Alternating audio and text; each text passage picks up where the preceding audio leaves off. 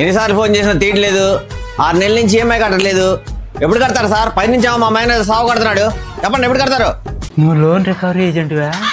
అవునండి, అందుకే వచ్చాను సార్. మా నాన్నకి క్యాన్సర్, మా అమ్మకి అవసరం, మా తమ్ముడు ఆటో డ్రైవర్. మొన్నే కొన్నాను పల్సరు. ఇవన్నిటికీ ఏమి అంటే నా దగ్గర లేదు ఆన్సరు. 2 రోజులు తినడానికి అన్నం లేక బిర్యానీ తిని బతుకుతున్నాను సార్. బిర్యానీ. నీకు వచ్చిన కష్టాలు నార్త్ కొరియా అధ్యక్షుడికి కూడా రాదు. ఇదిగో ఈ 500 ఖర్చులు కొంచుకో. 2 నెలలు మా మేనేజర్ నేను మేనేజ్ చేస్తా.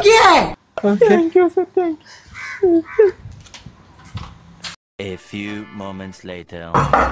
నీ అమ్మ మళ్ళీ ఎవడరా? అన్నా నేనా అన్నా? అరే తమ్ముడు నువ్వా? ఏం సంగతే?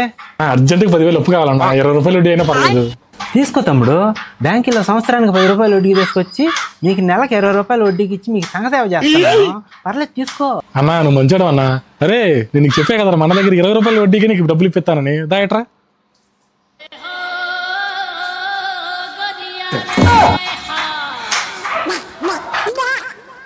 ఏదో తేడాగా ఉందేంటి? Cancer, ulcer, Pulsar. కొడుకుని